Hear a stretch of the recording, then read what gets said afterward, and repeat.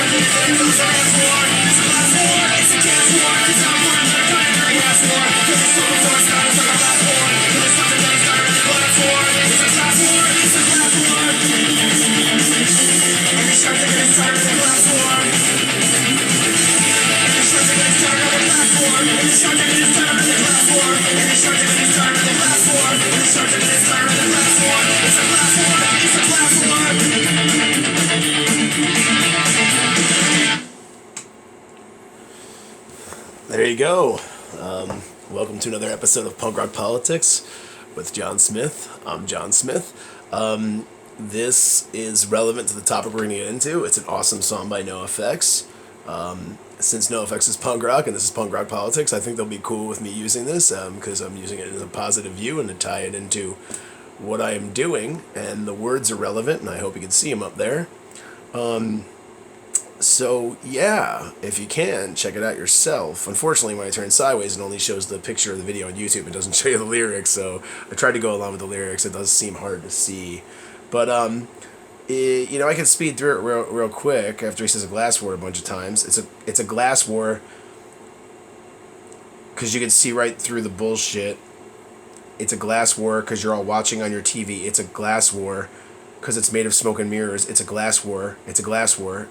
It's a class war, because only poor are going to die in it. It's a gas war, because we know why it was started. It's an ass war, because the president's an asshole. It's an ass war. It's a glass war. It's a cash war, because Halliburton got the contract. A rehash war, because it's over before it started. It's not the last war, because the Shards are going to start another glass war. It's a glass war. It's a glass war. And the Shards are going to start another glass war, and so on and so forth. And we're going to get into why this is relevant in a minute. But first, I am going to show you a great video from the Rational National.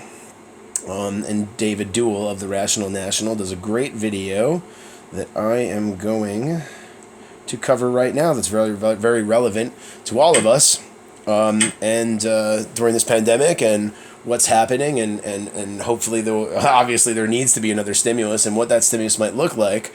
And here you go. Without further ado, here's David Doel of the Rational National talking about how Bernie Sanders, Kamala Harris, and Senator Markey are pushing for new monthly cash. I don't know why it doesn't tell me the full title there. It's a little annoying. Excuse me 1 second. Just want to get that full title up.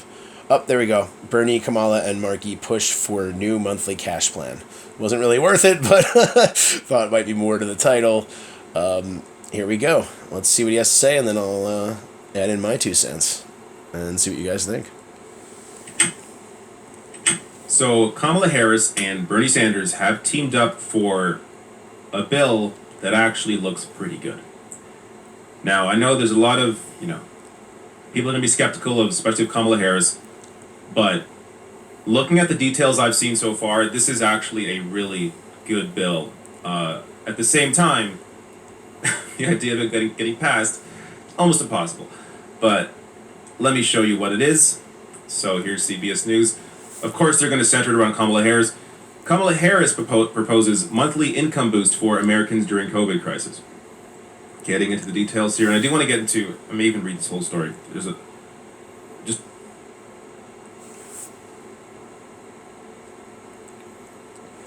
Sorry, having some technical difficulties. Bear with me 1 second. All right, here we go. Let's see, and I do want to get into. I may even read this whole story. There's a. Just to give you the full context. Senator Kamala Harris of California is joining former primary opponent Bernie Sanders and Ed Markey of Massachusetts in trying to provide an additional monthly income boost to Americans who make under 120 grand a year as they face financial pressures during the coronavirus pandemic. The trio introduced new legislation Friday that would provide every individual with an annual income under $120,000 with $2,000 per month until the COVID-19 crisis is over. Now, Bernie Sanders has since March supported a universal basic income of $2,000 a month. I think he realizes that's just not going to happen. So maybe he feels this is a little more possible if they means test this to 120 grand or people that make under 120 grand, which ultimately, I mean, would be most people in the U.S. Now, you can make some criticism and say, hey, if you live in, New York or San Francisco, it's going to be, your living expenses are a lot different. So even if you usually make 120 grand, if that money's not coming in now, you still need that $2,000 a month to help you as well. I get that. But in terms of being able to potentially maybe at some point pass something where you're actually getting money into Americans' hands, having it means tested with the kind of Congress you have right now you almost have to do it because there's no other way. You're not going to get Democrats on board for anything universal. So this is likely as close as Democrats will ever come, and Republicans, if at all, will ever come to helping people with a quasi-universal benefit. So children and other dependents can also be recipients of the proposed tax rebate program. It would retroactively pay recipients from March 2020 until 3 months after the Secretary of Health and Human Services determines that the public health emergency has ended. So this is full coverage from the beginning of the crisis until 3 months after it's over. The CARES Act gave Americans an important one-time payment, but it's clear that wasn't nearly enough to meet the needs of this historic crisis, Harris said in a statement. The monthly Economic Crisis Support Act will ensure families have the resources they need to make ends meet. I'm eager to continue working with Senator Sanders and Markey as we push to pass this bill immediately. So there's also, some more details here I just want to share. According to the legislation, every U.S. resident who meets the income threshold would obtain the payment regardless of whether or not he or she has filed a tax return. This is a very important point. A lot of people who, in order to get the payment before from the $1,200, you need to have filed tax returns. So you get it regardless. The bill also forbids debt collectors from seizing rebate payments. This was not protected under the $1,200. Homeless individuals and foster youth would also receive payments through this bill. In a statement, Sanders said, if we can bail out large corporations, we can make sure that everyone in this country has enough income to pay for basic necessities of life. All right, I think we get the point. So this is a pretty good bill. Now, it is, to put this into perspective, what's happened so far, this Congress has passed, 3-4 bills, and people still can't afford food, can't afford rent, can't afford to live. It really exposes, if it wasn't already obvious before, and it should have been obvious this entire time, it exposes where the focus of national politics is. It's on helping corporations. And, some people defending it will say, well, yeah, of course, give corporations the money and they'll be able to pay their employees and keep the employees on. But there's no guarantees with that either. I think there's like a 6-month window, or even less than that, when it comes to these corporations and them having to keep their employees on. So you're going to see a massive drop-off once these massive companies are able to lay off the people they want to lay off after taking this bailout money. They're all going to do it. Capitalism is all about making as much money as possible for the people at the top. So the people at the top of these companies, they don't largely, by and large, most companies do not care about their workers. They care about making as much money for themselves as they can in the short term. So by simply relying on corporations to be the benefactors and give people the money and, the means necessary to be able to live, it's completely ridiculous. The government exists to help people, to have a safety net there, to ensure, I mean, it should ensure you have health care. It should ensure there are some standards when it comes to healthcare, when it comes to the EPA, when it comes to wages. Like, there has to be some kind of safety net there if you lose your job. And Americans just don't have that.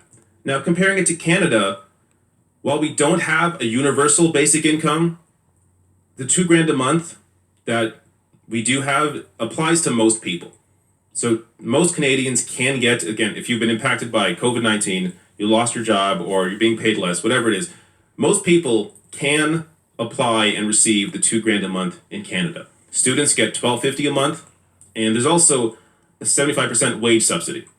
So Canadians, for the most part, have been taken care of. Now, I don't want to get, there's a whole other discussion there about why that's happening, because Trudeau's getting a lot of the credit for it, even though the NDP in Canada, the more left-wing worker party in Canada, has been the one pushing for those reforms. So a lot of the credit should be going to the NDP.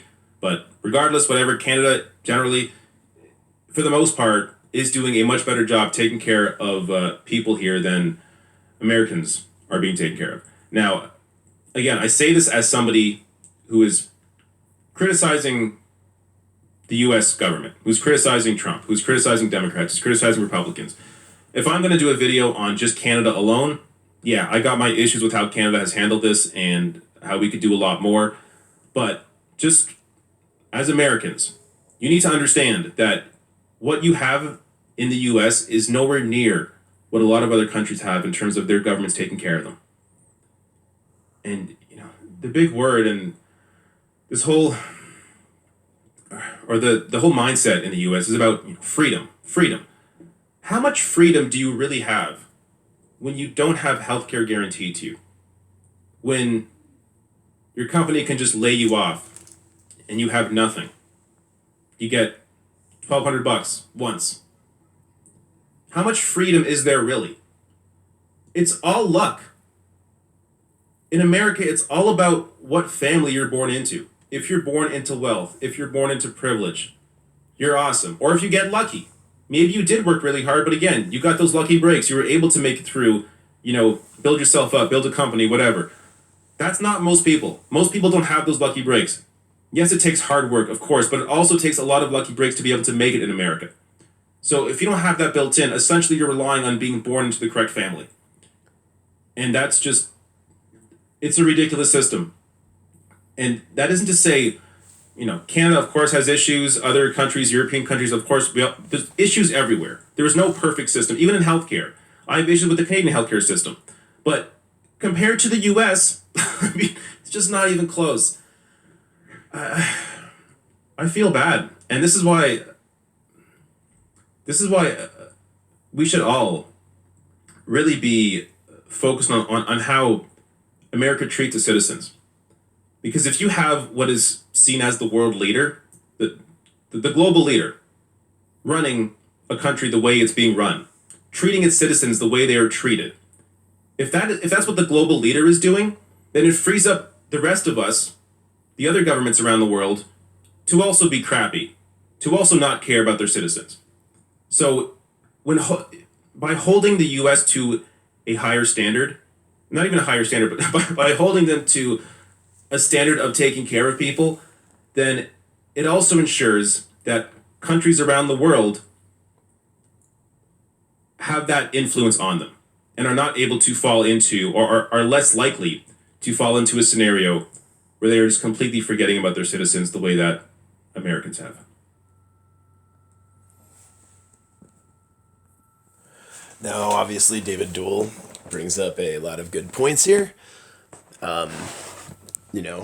America's, our rhetoric and what a lot of people believe is that we're all about freedom. And how much freedom do you really have when you don't have access to healthcare? How much freedom do you really have when during an economic crisis, your government has barely done anything to help you? A measly $1,200 per person if you filed tax returns. If you're a dependent, you don't get it. If you're Homeless, you probably didn't get it or aren't going to get it. Now you definitely didn't get it because you didn't file your tax returns. If you didn't make over a certain amount of money, if you had a job but lost it or didn't make $10,000 that year, the list goes on and on. So there's an economic crisis that's building that's going to be greater likely than the Great Depression, a greater depression. And what are we doing for our citizens? Well, other people are doing things for their citizens, and that's what we're about to talk about. All right, so a lot could be said on all the stuff David Doel said. He's absolutely correct that if the U.S. doesn't take care of its citizens, it actually allows. We're supposed to be like the world leader, the world power, the empire. Excuse me. If we don't take care of our citizens, it allows other countries to not take care of their citizens and abuse their citizens in various ways. So we definitely need to step up during this crisis.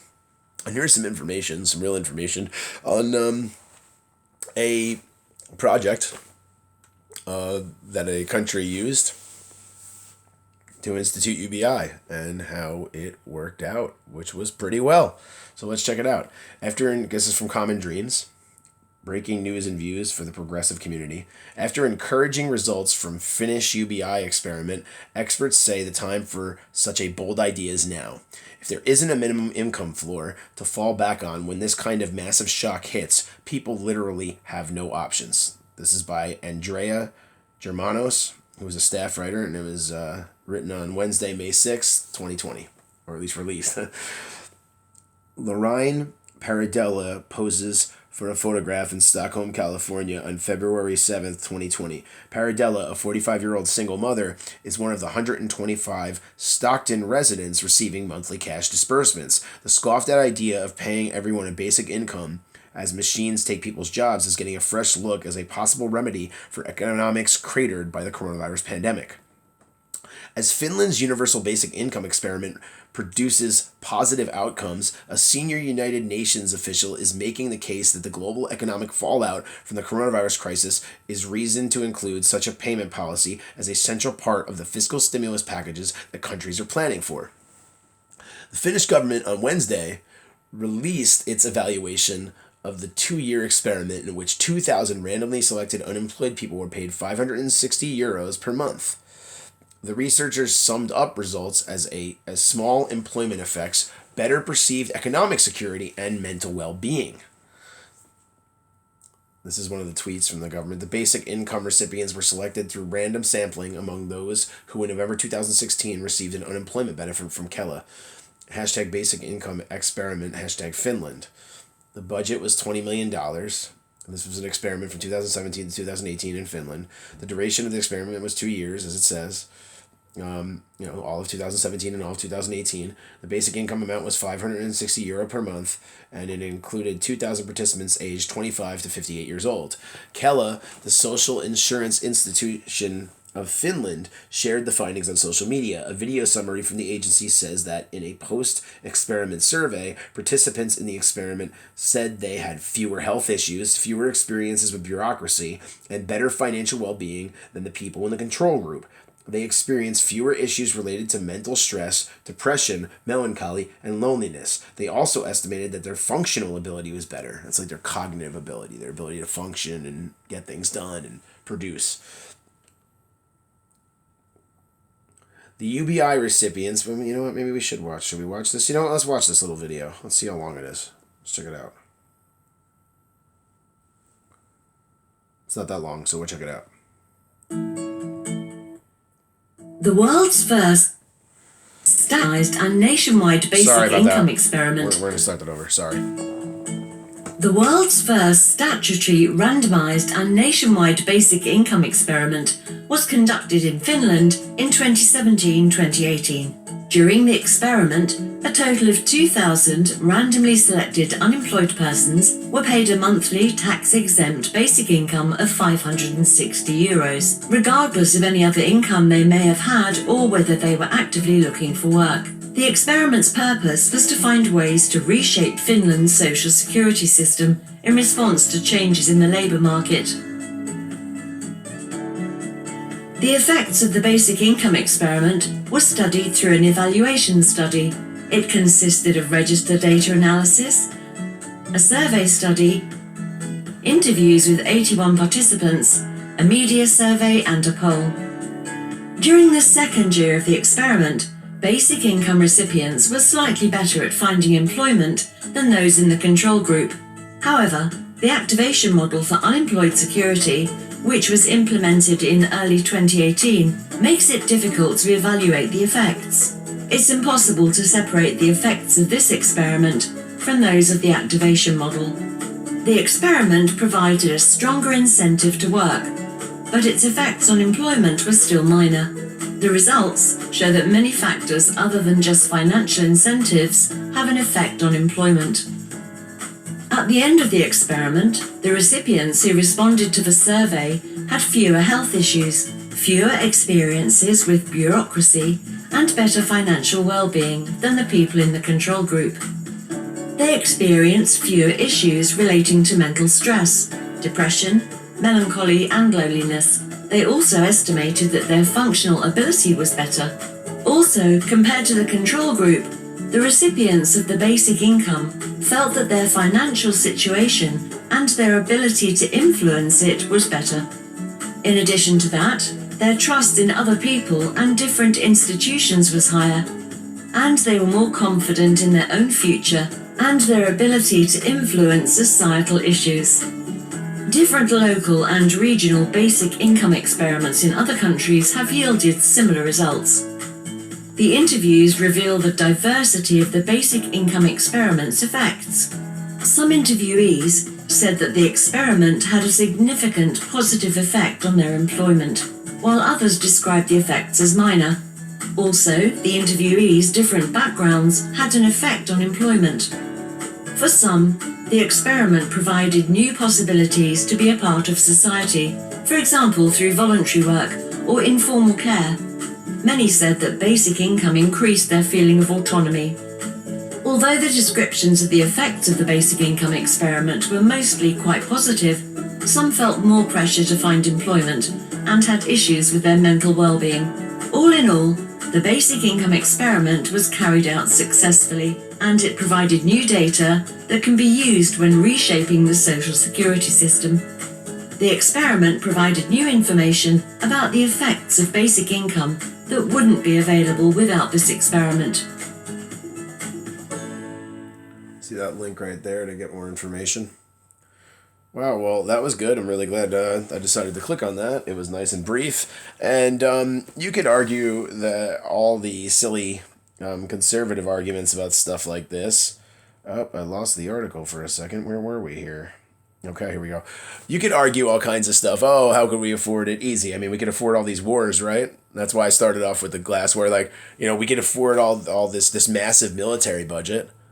And let me ask you something. Even if you're a big supporter of military or military intervention, specifically war, is that money going to the soldiers or is it going to big, large contractors and oil companies, etc., fuel sources? And are you advocating for soldiers to get better pay? Because they get paid horribly. So don't sit there and say you're all about service and military without actually advocating for far better pay for military. This is obviously unaffordable what they're doing. It's only to make the people up top wealthier and more powerful. Anyway, if something like this that we could afford to do by taxing the wealthy, which is one way we should definitely do it, and printing some money during a crisis, it's going to increase economic activity, which is obvious, especially with people who have like no money or very little money or make, let's say, under $50,000 a year. They're struggling. They're going to, get that cell phone they need because their phone's all broken or cracked, or get a cell phone in the first place because they don't have one, or get internet access at their house, or pay rent that they owe, or get a laptop for their child for school, or get better food, spend more money on healthier food, etc., etc. But this is a boon to the economy. And if the results are that people are less depressed, have better cognitive function, or have better faith in institutions, are happier, etc., on and on, sounds like a pretty good idea. So let's finish reading this. The UBI recipients also felt that their financial situation and their ability to influence it was better, their trust in other people and different institutions was higher, and they were more confident in their own future and their ability to influence societal issues, which is super important. If you feel that you have a say in society, which the bottom 80% of Americans do not have a say in government policy, or else we would have a Green New Deal to save the planet that we helped destroy more than any other nation, etc. We would implement policies that we need, and this would probably be one of them, more than likely. But that's not what we're doing. Okay. Oh boy, I just accidentally clicked.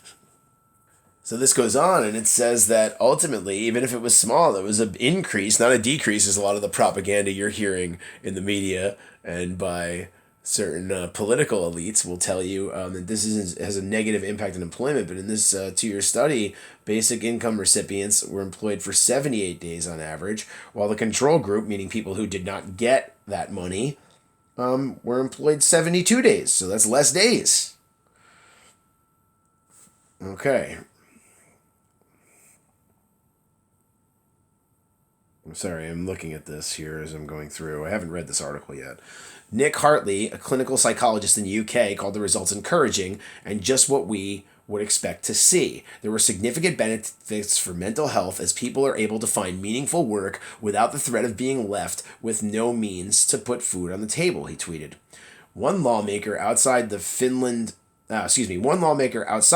recently pushing forth the payment scheme is Scotland's First Minister Nicola Sturgeon, who pointed to its need in the face of the coronavirus crisis. The experience of the virus and the economic consequences of that have made me much, much more strongly of the view that it is an idea that's time has come, Sturgeon said Tuesday at a press briefing in Edinburgh. Kani Wignaraja, who heads the UN Development Programs, or UNDP, Asia Pacific Bureau, similarly said the pandemic lays the groundwork for bolder ideas. The spread of COVID-19 has fundamentally shaken economies, and people are beginning to question existing economic models. This pandemic has really thrown up the existing levels of both injustice and inequality worldwide, she told UN News. So bolder ideas are needed, including some that previously were pushed aside. At the UN, she continued, we're saying that if there isn't a minimum income floor to fall back on when this kind of massive shock hits, people literally have no options. Without the means to sustain themselves, they are far more likely to succumb to hunger or other diseases well before COVID-19 gets to them. This is a tweet in the article from Rucker Bregman. Huge majority of Europeans in favor of universal basic income. Most want carbon neutrality in 2030. Bigger role for the state, mandatory minimum wage, and more. Bye-bye neoliberalism. Yes, sir. Absolutely. Great tweet. 71% of Europeans believe the state should give all citizens a basic income. Strongly support is the darkest green at the bottom. Somewhat support is the middle green. Somewhat oppose is the red. And strongly oppose is the pinkish red. And this dark red is strongly oppose. Those are pretty high numbers. 71%, yeah, of Europeans believe that all people should get a basic income. That's great. CNBC reported last month on how UBI appears to be gaining traction amid the global pandemic. Guy Standing, a research professor in development studies at SOAS, University of London, told CNBC via telephone that there was no prospect of a global economic revival without a universal basic income. Standing, who has been an advocate for a universal basic income for more than 3 decades, said he believed the coronavirus crisis would be the trigger for a basic wage. It's almost a no-brainer, he said. We are going to have some sort of basic income system sooner or later, but I think getting the establishments of many countries to do it is like pulling the proverbial tooth. There's a big institutional resistance to it because of the implications of moving in this direction. Anthony Painter, director of the social justice advocacy group RSA, Center for Action and Research, said that UBI can help workers currently facing a choice between their jobs and their lives. The coronavirus has revealed weaknesses in ensuring economic security across Europe, Painter told Euronews. Workers face an intolerable choice between their work, their families, and their health. With universal basic income, they know that they are not going to bite the dust. There will always be a network that will help lighten these conflicts. Writer and UBI advocate Scott Santens said the policy has never been more important than right now. Sharing the results of the Finnish experiment on Wednesday, Santons expressed frustration that the U.S., where over 30 million people have lost their jobs in recent weeks, hasn't adopted the policy. UBI will save lives and our economy, he wrote. Legislation put forth last month by Democratic representatives, I think is what that's supposed to mean. Rashida Tlaib. I mean, I know she's a Democratic representative. It's like that's a weird typo or something. Legislation put forth last month by Democratic Representatives Rashida Tlaib of Michigan and Pramila Jayapal of Washington could kickstart that effort. Their ABC Act would provide people in the U.S. with $2,000 per month during the crisis, followed by $1,000 per month for a year afterwards. Be a great start. Now, let's see here. Here's this from NPR. Researchers find a remarkable ripple effect when you give cash to poor families. December 2nd, 2019. Norith Eisenman. Let's listen to this little video here, and then I'll read through the article, which is brief real quick. Instead of giving the poor food or other services like education, what about just giving them cash? This is an idea that's gotten a lot of traction in the development world over the last decade. Now, a major new study suggests that those getting the money are not the only ones who benefit. NPR's Nofx Eisenman reports.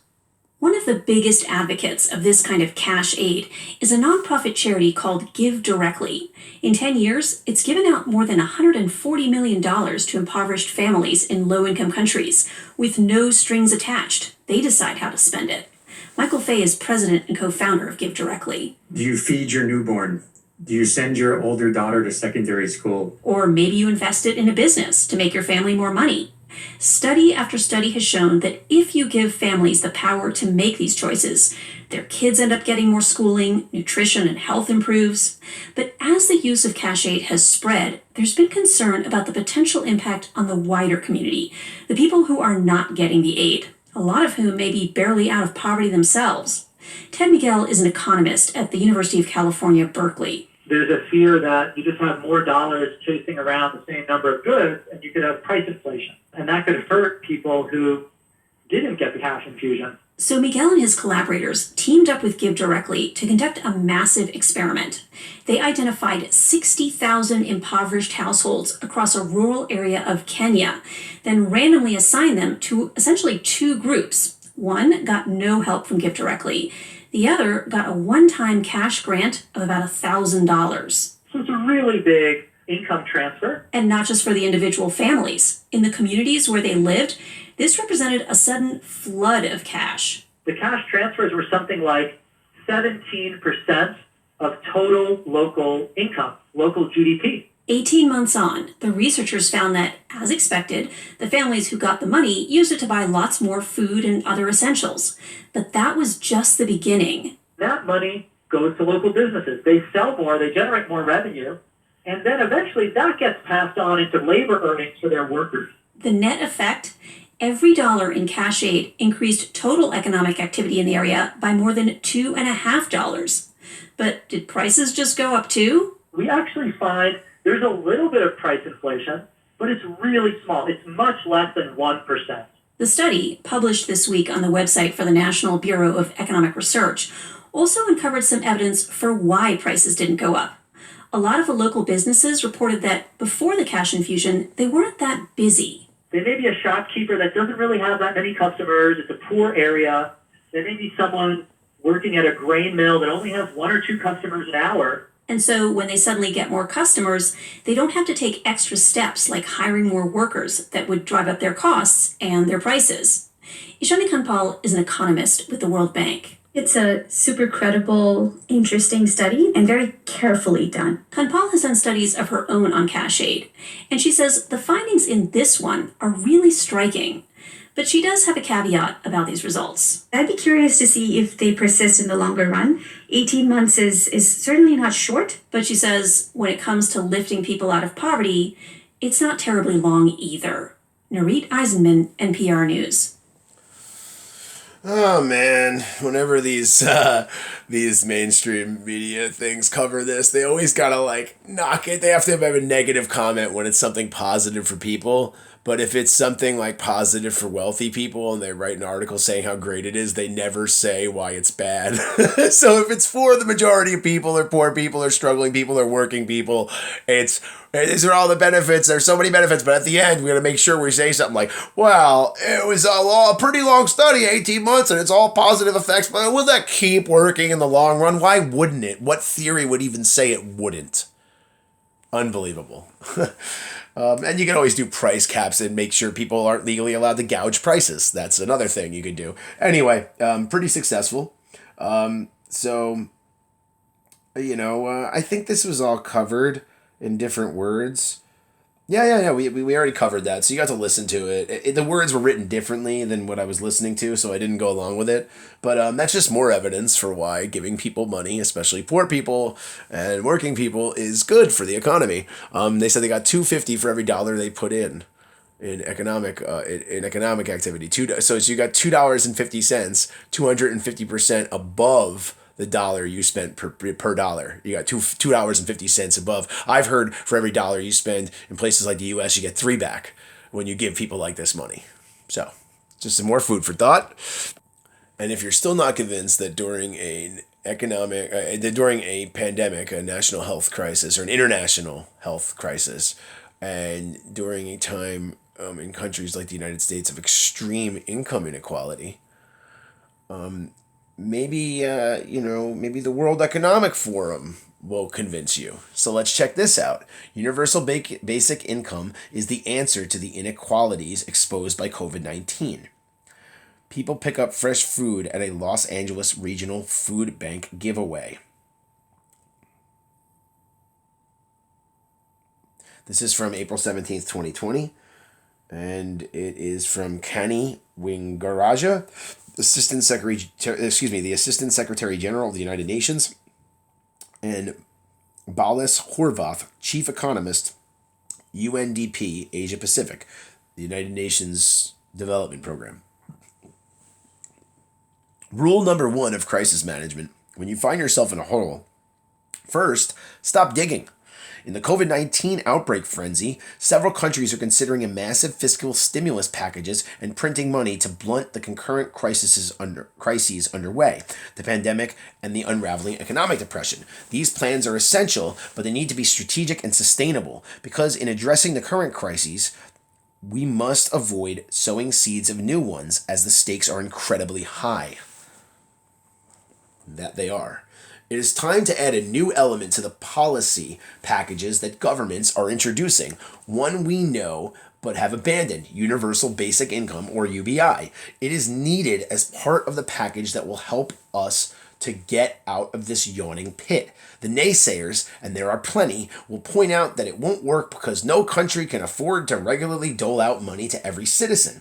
They will argue that we will run unsustainable deficits which cannot be financed. This is a valid concern, but the alternative, not strongly addressing COVID-19 repercussions, will result in a greater surge in inequality, increasing social tensions that would cost governments even more and open countries to heightened risk of societal conflict. The pandemic that began in China has raged across Asia and beyond, exposing inequalities and vulnerabilities of huge populations in the region. This includes informal workers, estimated at 1.3 billion people, or 2/3 of the Asia Pacific workforce, as well as migrants, with almost 100 million dislocated in India alone. If a large part of an entire generation loses its livelihood with no social safety net to catch it, the social cost will be unbearably high. Economic instability will follow the flare-up of social tensions. During these times, when we need to kickstart sputtering economies, the payoff of social stability would be tremendous, making an even more powerful argument for UBI, or universal basic income. So a new social contract needs to emerge from this crisis that rebalances deep inequalities that are prevalent across societies. To put it bluntly, the question should no longer be whether resources for effective social protection can be found, but how they can be found. UBI promises to be a useful element of such a framework. If you don't know what a social contract is, it's something you study in political philosophy, and it's essentially an agreement between the government and the people that it governs. Countries like the United States and Canada are already making such plans. Alaska, in fact, has been making annual UBI type payments to every state resident for decades. Canadian Prime Minister Justin Trudeau pledged CAD $2,000 a month for the next 4 months to workers who have lost income due to the pandemic, a short-term form of UBI. Now we need to expand it and make it work in the long term, and we can. We must approach it differently from how we have in the past. We should neither view it as a handout nor as a band-aid solution to add on to systems already in place. Instead, we should use the current twin crises to reevaluate where we are still digging. To make UBI fly, we will need fair taxation. Countries will have to work together, exchanging data across borders to stop people and corporations from evading taxes. Absolutely. Simply put, we must all pay our fair share. With good conscience, we can no longer privatize profit and socialize loss. Great point. Then stop the subsidies, notably fossil fuel subsidies, which hinder the path to achieving the sustainable development goals, especially climate change targets. This would benefit us all while generating financial resources not just for UBI, but also to support affected fossil fuel companies. Warren Buffett and Bill Gates, among the richest people on the planet, have both advocated for the rich to pay more in taxes, the lack of which has led to a growing and enormous disparity. I just want to say they've advocated for it, but they're not really for it. They weren't really for Warren's plan of raising a small, tiny bit on the wealthy in the U.S., and they were definitely against Bernie Sanders. And they've invested in horrible things like the Dakota Access Pipeline, and Warren Buffett was involved with Burger King incorporating with Tim Hortons and evading paying taxes, U.S. taxes, and paying cheaper taxes in Canada. And it was a company that's founded here, that pollutes here, that exploits workers here and pays them poor wages, and that feeds people garbage. And yet they don't have to pay American taxes. And Warren Buffett was in that deal and is part owner of the merger between Burger King and Tim Hortons. So anyway, they're not saviors. All right. There's way better people to look to, like economists and even politicians that could tell you more about why we need to do this. But anyway. But they have in some claimed that the rich should pay more in taxes. That is true. Warren Buffett has said his secretary shouldn't pay more taxes than him, and that's absolutely true, obviously. Anyway, so he's saying that among the richest people, that they've both advocated for the rich to pay more in taxes, the lack of which has led to a growing and enormous disparity. According to Credit Suisse's 2018 Global Wealth Report, 10% of the world's richest own 85% of its wealth. Do Europeans want basic income? If there would be a referendum on introducing basic income today, how would you vote? Vote for 68%, only 24% against. At what point do you think your country should introduce basic income? As soon as possible, 31%. After successful experiments in my country, 32%. After successful experiments in other countries, already happened. I showed you multiple times. 16%, and that was just a few of them. And not any time in the near future, 13%, and 8% never. So only 22% say either never or not soon. Still a lot of people saying yes there. That was Dahlia Research 2017. That's the source. According to some research, Europeans were already in favor of UBI prior to coronavirus. Absolutely. Multinationals, too, are not paying their fair share. Apple, Amazon, Google, and Walmart, to name just a few, generate mind-boggling profits and pay limited amounts in taxes after taking advantage of all the wrinkles in tax systems. If the top 1,000 corporations in the world were fairly taxed, it would allow for a modest UBI to be tightly and reasonably dispensed in countries across the world. Let me repeat that. If the top 1,000 corporations in the world were fairly taxed, it would allow for a modest universal basic income to be tightly and reasonably dispensed in countries across the world. 1,000 companies paid their fair share. Everybody could have UBI. Something is simply wrong and broken when governments are deprived of funds they should justifiably have to construct a better state. Lest the naysayers think this is a theory from the left, the idea of tax competition has been touched upon for years on end by the Organization of Economic Cooperation and Development, or OECD. Its members include the US, Canada, and Western European countries. This is what its fiscal policy experts say. To work effectively, a global economy needs some acceptable ground rules to guide governments and business. Such a framework can help business to move capital to locations where it can optimize its return without impeding the aim without impeding the aim of national governments to meet the legitimate expectations of their citizens for a fair share in the benefits and costs of globalization. This thing keeps freezing, sorry. To achieve acceptable ground rules and a fair share in the benefits and costs will require global coordination, because if one country begins taxing this way, highly mobile capital will flee to countries that do not. This is a great point. There is no question that UBI will be hard to get going. It is important to impartially consider the pros and cons, the reasons why it has not been implemented at scale so far, and what modalities would make it workable. A key complicating factor with implementing UBI beyond its fiscal costs is that it would not arrive in a vacuum. It would need to fit into and complement the existing set of social programs, both insurance-based and needs-based, and rules would be needed to prevent double dipping of benefits. Moving to such a system would need to ensure that the incentives to have a job remain intact. This is relatively simple to do. A UBI should be sufficient to sustain a person at a modest minimum, leaving sufficient incentives to work, save, and invest. Finally, good arguments can be made for having very selective conditions, for instance, some that relate to public goods like vaccinating all children and ensuring they attend school.